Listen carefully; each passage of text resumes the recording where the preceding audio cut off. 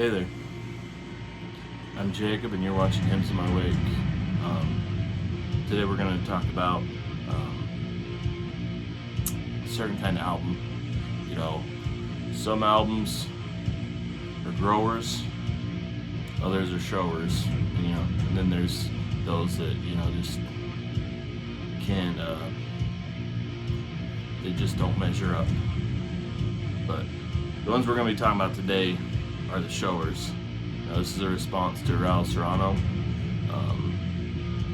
He made a video called, and this one will be probably titled the same, Love at First Listen. The albums that you fall in love with from the second you put it on. Basically, from the first listen, it hooks you. Some albums, like I said, take repeated listens to really sink into you. But today we're gonna be talking about the ones that hit you right away. So let's just get into it. Stop babbling on about this shit. But so the first album is the one that's playing in the background, and that is Mourn to the Night Unknown. Love that album cover, by the way. It's the back. Mourn. Didn't do my research on this, so I can't remember where they're from, but these guys are kind of like a real heavy, sludgy, doomy outfit. Let's see if there's anything worth showing in here. No. Yeah, I think this one came out in 2018. I don't know how I found this, but all I remember is it hooked me right away, and I had to track down the record, just find out where I could order it from. Ordered it right away. Show the record real quick, just because kind of cool. Kind of got a brown and silver splatter there in the middle.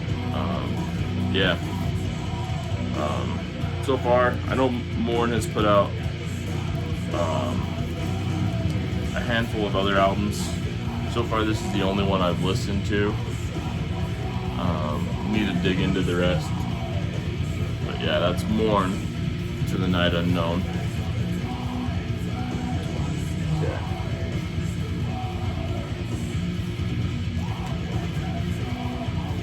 This one I discovered because of Ken from Ken's Death Metal Crypt. Was in a little group chat with him for a minute before it kind of died off, but one day he sent this one to me and the rest of the group. Said it was what he was listening to for the day and whatnot. What he was currently listening to. Suggest we check it out. So went and checked it out, and yeah, hooked right away. It's Bestial Summoning. The Dark War Has Begun. This is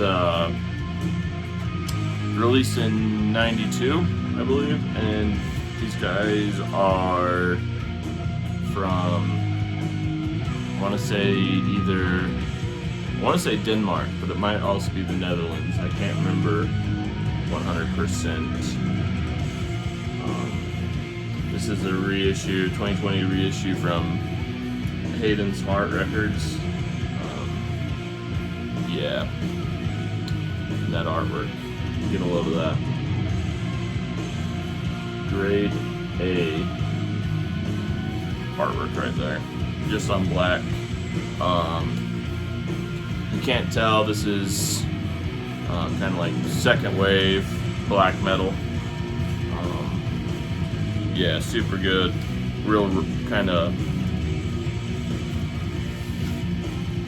evil and raw sounding, like stuff coming out in '92 was. Yeah, get a little of that logo. Got the whole 9 yards right there. You got the pentagram, the go ahead, the 666. You know, what else could you ask for?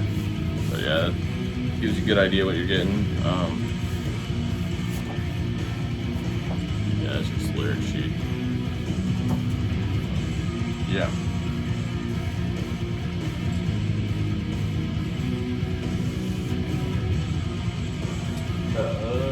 Next up, this is Emma Ruth Rundle with Marked for Death.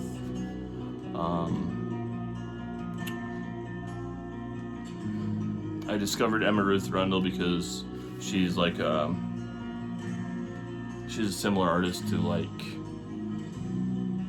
Chelsea Wolfe, and I was just getting into Chelsea Wolfe and found out about Emma Ruth Rundle, and honestly I actually like her better at this point, but this was the first album I heard, and it's probably still my favorite from her. You know, for those of you unfamiliar with, you know, Chelsea Wolfe or Emma, it's kind of a dark, gothic-y, how do you explain it? Like a southern, I've heard it described as like southern gothic, or yeah, real haunting, real, it's not metal, but it's kind of metal adjacent. Yeah, I just suggest going and checking it out. This one is loaded with great songs. Marked for Death, the title track, Protection, Hand of God, Heaven, Furious Angel, Real Big Sky. You know, look, you see the cover, and that's basically describes the aura of the album. You know, they say don't judge a book or an album by its cover, but you pretty much get what you're getting with this album from that cover. Super sad, depressing,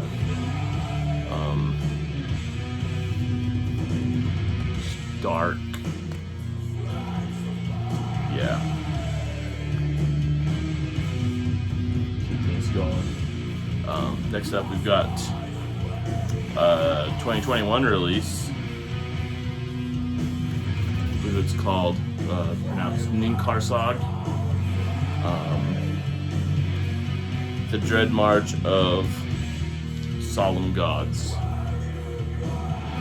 These guys are from the UK, but you would guess they were from Sweden. This is just some sweet worship of like Swedish melodic black metal, kind of. I've heard it described as, you know, dissection worship, but you know, to me it's, and I'm sure they're also kind of a bit of dissection worship, but I get heavy, dark funeral vibes from this album. That's what the biggest influence I catch with this is. But yeah, if you like your Swedish black metal, if you like black metal in general, melodic black metal, whatever, check this one out. Fantastic. I'll probably talk about it a bit more at the end of the year. Put out through Vendetta. It's just on black. Came with this little booklet, lyrics, pictures. Yeah.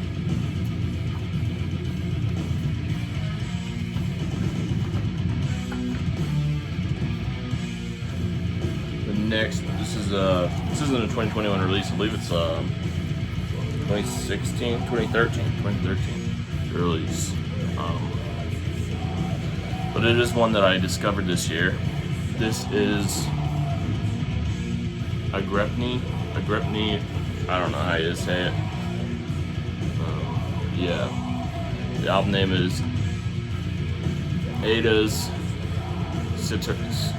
Cineris. Addportus Cineris.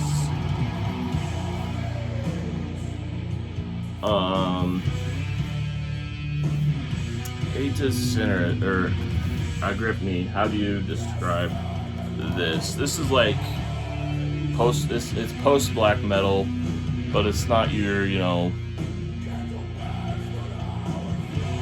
flowery, real kind of lighthearted, post black metal that you think of when you think of the genre. This is real aggressive, heavy, hard-hitting,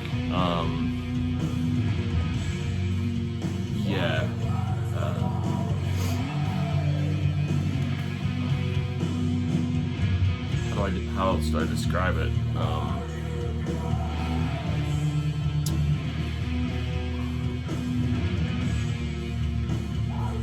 don't know how else to really put it across, but it's not your typical post-black. It's very pummeling. I don't know.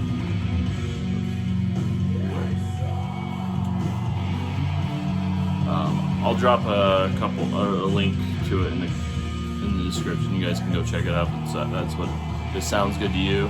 I discovered this earlier this year because I'd heard the name referenced in talking about people that like Hard Carry for the Sky, that kind of stuff, that Austrian stuff. This guy, it's a one-man project. I think it's not a one-man project. One person writes all the stuff, and he has help on instruments and whatnot.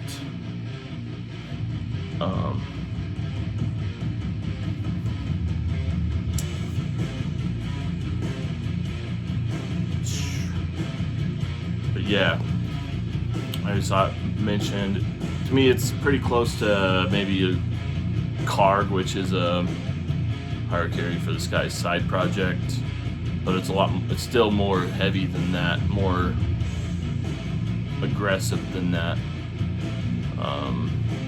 Check it out.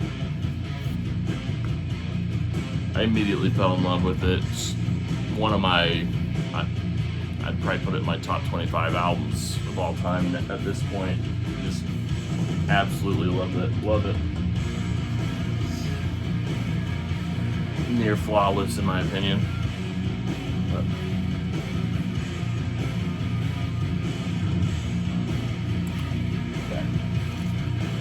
Last record, and then we got some CDs and a tape, but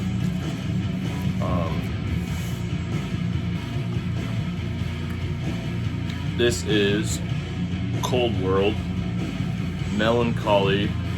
I'm not sure if it's supposed to be 2 or squared, but let's see if I can do that right there. See how it's got the, I'm pretty sure it's Melancholy squared. It's got the little 2, like they use it map, whatever. This is a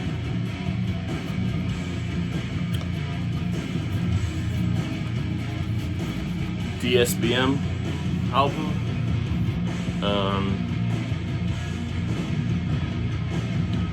Kind of atmospheric.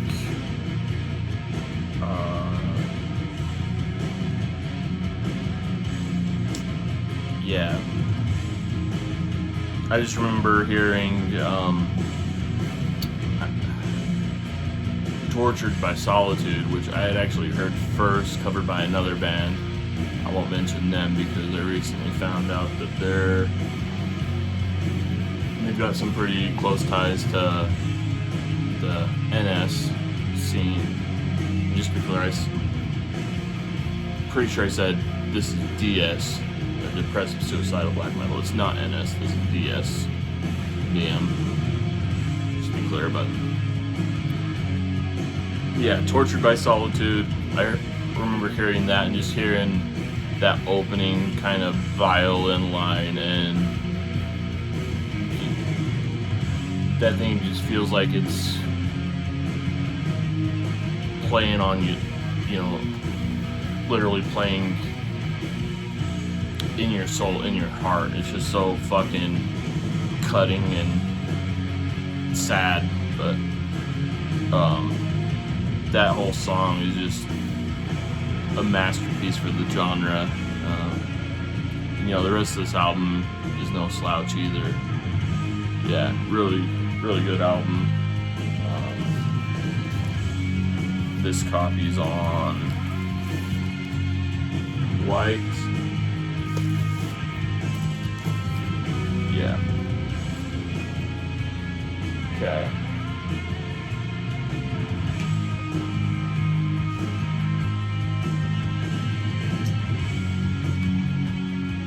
How about some Tesla?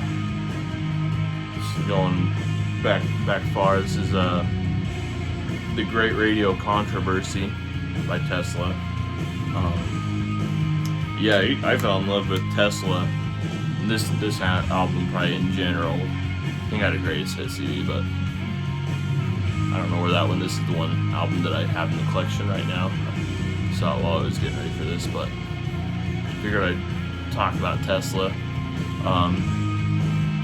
Yeah, as I was saying, Tesla is one of a band that I fell in love with before I even got into metal and the more extreme stuff. This is something I would hear Tesla played on the radio.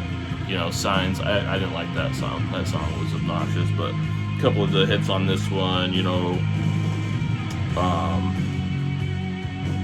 Hang Tough, Heaven's Trail, The Way It Is, Love Song. This thing is really good, you know, classic. Well, not classic, but kind of. I think they get lumped in with like hair metal, but they've got a lot more grit. It's almost like a working man's hair metal. It's not for, you know, the pretty boys, whatever. I'd probably just call it classic metal at this point, classic rock. Even probably classic rock's probably a better term. But yeah, Tesla, big Tesla fan. Sorry about this one. This one was put out by Black Lion Records. I got this one because I believe it was because I was you know, they do like the Bandcamp subscriptions. Black Lion had one of those going for a minute. I subscribed to their Bandcamp, you know. I was giving them like 7-8 euros a month, and in return I got a discount or whatever, and every couple months he'd send me a free CD, a new release, and this was one of them. This is Vinland, Hunters of It. Just really good. I believe Norwegian. I believe they're Norwegian, but that kind of Norwegian black metal sound. Pretty sure they're Norwegian, but either way, they have that sound. Yeah, remember getting this in the mail, tossing it in, and you know, immediately falling in love with it. Great album. 1 second.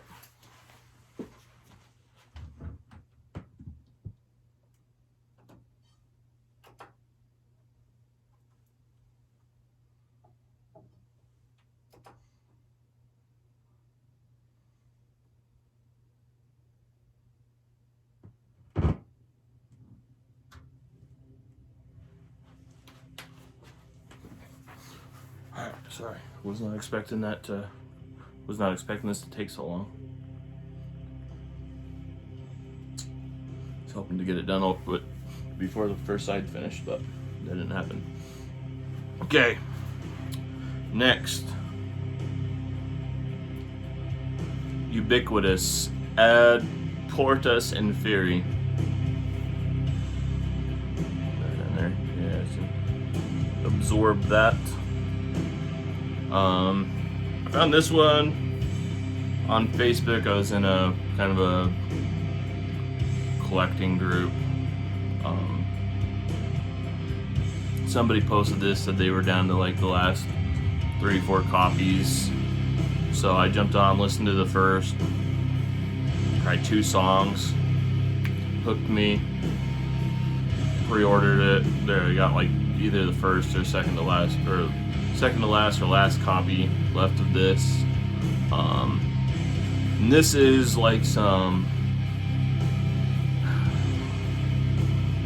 it's very similar to the Black Dahlia Murder, but it's got a blackened influence to it, a black metal influence. Very, very heavy. I believe these guys are out of the UK as well as the previous band I mentioned, but yeah, super good. If you dig the Black Dahlia Murder, check this out. Really good stuff. Okay. This one I got from Hell's Headbangers. They did their I believe I got it for $1, either $1 or $3. They did like their $3 sale or $1 sale. I think it was the $3 because it came in. I think this one came in a jewel case, and all the $1 ones didn't include the jewel cases. But yeah, this is Psychdom Mjolnir. I just grabbed it because it was black metal. It sounded cool.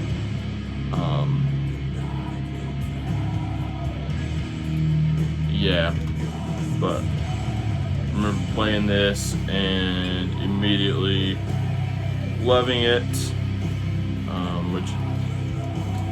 What's the song? It doesn't have a track listing on here, so I can't remember the song. I'm gonna leave a link to it in the description. It's real kind of piercing, that razor sharp tremolo guitars, and I just love that sound. Like, yeah, immediately hooked on this one. And yeah, I know with a lot of this kind of Norse imagery, and whatnot, it kind of can set off some flags for the NS, but I did some pretty deep research on this one, and it seems to be there's not a lot out there on these guys, but they seem to be safe from what I could tell. So yeah, the only red flag there was the imagery, but it seems to be just based in like their lyrical themes on Metal Archives was just Norse mythology, so I think that's the only thing there. Next up, Rivers of Nile, Monarchy. I picked this one up at a Rivers of Nile show. I got this one when they were on the bill with Cryptopsy, when Cryptopsy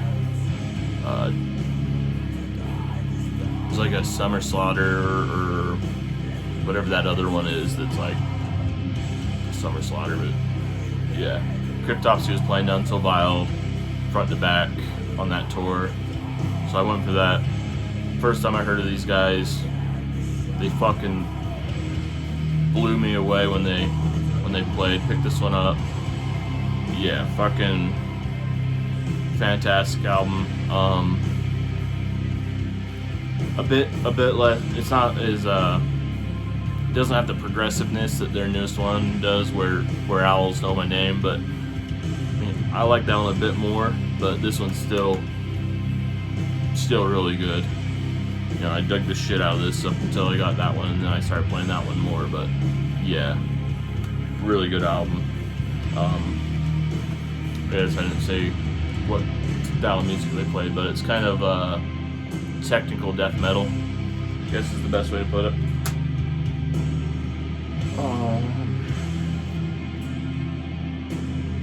This one, Creator, Gods of Violence. This was my introduction to Creator. I saw they were. This is when I was first getting into, kind of digging into the more extreme metal. I'd only been listening to In Flames, melodic death metal, that kind of stuff. Symphonic metal, the cheesier, cleaner side of metal, and then, I've talked about it before how I got into it, but this is one of the bands that I saw was coming on tour, so I figured I'd check them out, see if I wanted to go see them. I believe it was the tour supporting this album, so I listened to the newest one, fell in love with it. Yeah. I might have even picked this. I think that I picked this up at the show as well. Really, really good stuff. It's not as thrashy as their previous stuff. I've heard it called to be more melodic death metal than it is thrash, but yeah, I still dig the shit out of it.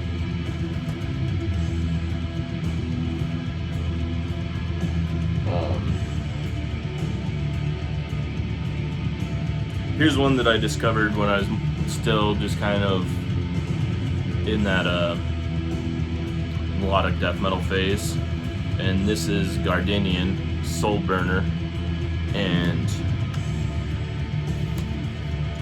if I remember right, this is Jesper from In Flames' side project. Let me double check. It's Nicholas England's. I knew it was a side project. It's Nicholas England from In Flames' side project, or another. Might have been before he joined. I don't think it was though. But yeah, it's another project of his, another band he was in. That's how I discovered it. I was kind of digging in on everything they'd done, trying to expand my repertoire of metal. Found this. I was just listening on Spotify, just like their top songs, and a lot of those songs I really liked was on this one. So like Small Electric Space, I think, was my favorite out of all of them. That one and Tell the World I'm Sorry. Those are probably my two favorite songs by Gardenian. It's one that didn't really, I put it on the other day, it doesn't really hold the test of time. It's still pretty good, but yeah, it's not my favorite album ever. It's decent. It doesn't really, it's not as good as I remember it. But yeah. Let's talk about just one last one. We'll talk about the cassette I have. This is Knarkarin put uninspired title here. Let me check it out. Very blue.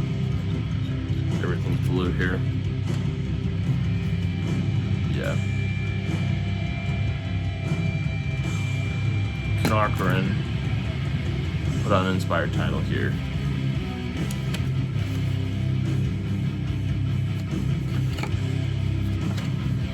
This is post-black metal at its kind of core, but it's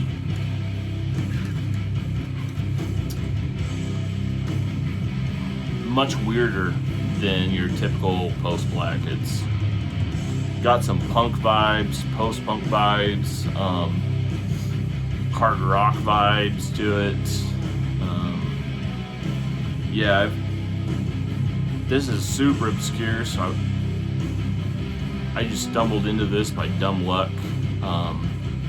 Put out by Cercium Collectivate out of Germany, I believe, or Sweden. I can't remember now. I bought a whole. I stumbled onto them somehow. Ended up on their Bandcamp, and the label was Bandcamp. Ended up on there and just kind of ordered, sampled like a song of each thing. Ordered everything that sounded remotely cool. This was like when I first got into collecting the more extreme stuff. So I was just kind of picking up whatever I could, whatever seemed cool. Picked up what I could from these guys, from this label, and this was the kind of the crown jewel of that haul. Yeah, super cool album. It's probably another one I'll leave a link for. Most of the stuff I won't leave a link for, but some of this more obscure stuff I will, just so you guys can go check it out. But yeah, I think I'll wrap it up there. Had a couple others, but I'm already at 31 minutes, so I think we'll call it. Go sub to Raul. I'll leave a link to his channel. Super cool stuff. He talks about mostly power metal, thrash, that kind of stuff. Younger guy, seems to have really good taste. But yeah, go sub to him. And I will see you guys in the next video if you want to check it out.